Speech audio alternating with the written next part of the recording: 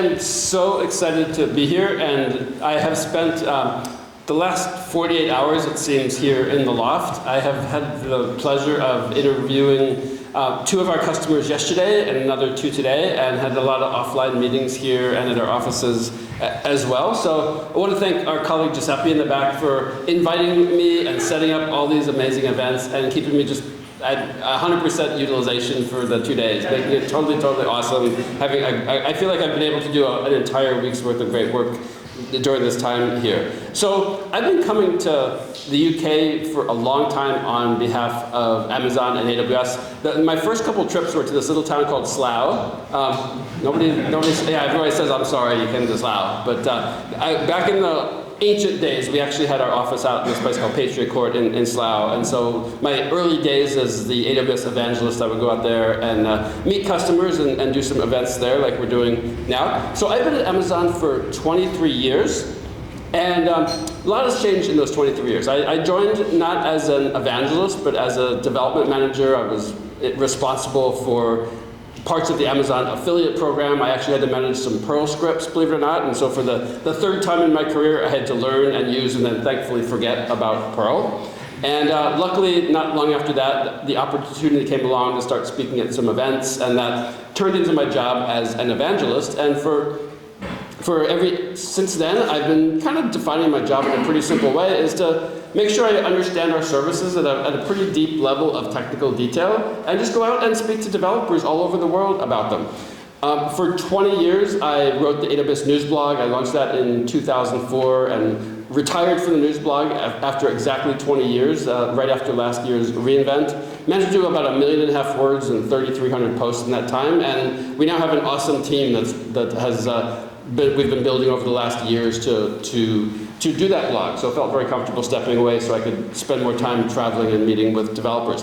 A lot of this year I've been speaking at AWS community days all over the world. And I think I've done 7 or 8 community days in all the different far corners of the world. And really love meetups and community days because people show up here out of their pure interest and desire to connect and to learn. Did anybody's manager send them here and say you've got to go to the meetup tonight?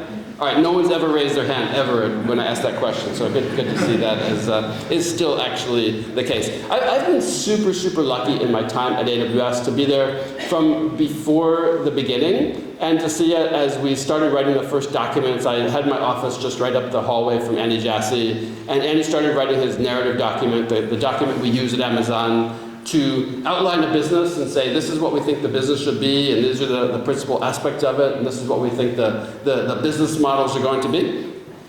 I was right up the hallway from Andy and was able to have one-on-ones with him once a week as he was writing his document, and was lucky enough to be able to give him some feedback along the way.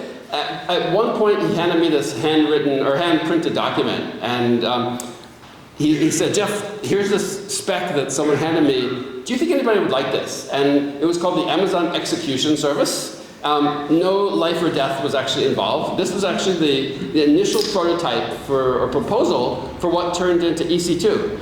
And before coming to Amazon, I had actually done some work that involved getting a virtual host, and you'd get these virtual hosts by pay by the year. It was very inflexible, and you had to make a lot of commitment up front, and you couldn't make changes very easily. So seeing this initial proposal, I said, yes, of course, people would love this. And of course, this is what turned into EC2. And it's been such a lucky privilege for the late part of my career to be able to participate in all this really cool, exciting launches. And going back to SQS and then S3 and EC2, and I try not to have any particular favorites among the services, because once you pick one favorite, all the other teams say, well, what about us? We thought you liked us the best. And so everything is my favorite during the time that we're launching it, and back when I was blogging about it, it would be my temporary favorite for that little point in time when I'm working on it. But so cool to think about just the progression, and as we've progressed to, from EC2 and S3 to RDS and VPC and Lambda and SageMaker and Bedrock, just seeing how those each started out as something pretty straightforward, pretty fundamental. And we always know that when we build something and launch it, it's not the end, it's always a beginning, where we get something out there. It's this effectively a starting point that says, we're going to get this in front of our customers. We're going to leave a lot of things open-ended to make sure that we can take it and we can continue to expand on it in the future. If you look back to the initial launch of any of those services, you look back to how simple and straightforward was S3 or EC2, the initial EC2 with the one M1 small instance type and one region. We didn't even actually call it a region at that point, and we didn't have availability zones. We had no console. Anybody here that was around for the initial EC2 beta? Ooh, awesome. Okay, initial EC2 beta. So that very simple EC2, I still remember presenting EC2 a little after the launch and showing how you could simply create your account and get your dev tokens, and you could use the command line to launch an instance, showing that from the stage at an event. And maybe 10 minutes later, someone shouted out from the audience and said, "He's not lying, it actually works." And someone had actually gone through and created their account and launched the instance right there from the event floor. So being able to actually use these things dynamically has turned out to be super, I think, important in the process here. Now, of course, at this point, we've seen a lot of cool things built and launched over the years. The latest cool thing is, of course, AI, and I'm of a really I see it in two very, very different ways. Speaking to a lot of developers, there's a set of developers that see these AI dev tools as a very, very reasonable, logical next step from where we've been before. You know, we started out with very, very simple assemblers and compilers, and we graduated to IDEs and profilers and linters and case design tools and much more sophisticated tools to help us build and test and deliver and source code control our software. And to one way of thinking, we can kind of think of the AI coding assistance as simply the next logical step in that progression, one more tool in our toolbox, and we can absolutely use it in that way. I think that's a perfectly fine way to think about it. And I think kind of traditional developers that grew up with, okay, let's start with the bare machine and let's learn the machine from the ground up, from the digital logic to the machine language, the assembler, to the compiled languages. We can have this kind of ground up, level by level understanding of how computers work. I think that's great. I think we can benefit a lot from that. But I'm also seeing that there's a kind of a different kind of developer effectively that's coming in and being able to be very, very successful with these new kinds of dev tools. Now, these developers, they might not even call themselves developers necessarily. They often come in with more in the way of business knowledge than technical skill. But what they're often really good at is taking that business knowledge. They're able to combine that with a good understanding of who their customers are, a good sense of what kind of applications might meet the needs of those customers, and then communicate that very, very clearly and lucidly and effectively to the AI tools and actually get good value from building something that's able to meet the needs of those customers. If we happen to be one of these very kind of old school traditional developers, we can scoff a bit and say, well, you don't know this and this and this, and how do you know that it was the right thing to do, and was it the right code, and was it efficient and secure, and do you actually know how all that code works? And they might say, you know, yes, I understand how it works, maybe I don't, maybe I'm just kind of trusting the tool to do the right thing for me. I don't know if this is the right answer or not at this point, but there are certainly people getting great value from these tools without even understanding what's inside. I would hope that over time, they're going to develop this good sense of curiosity and start kind of unfolding the layers and learning more and more about what's in there. That'll be great for them. I think it's going to help them to know more. But the thing I am realizing with these great tools, our ability to communicate in human terms is more important than ever.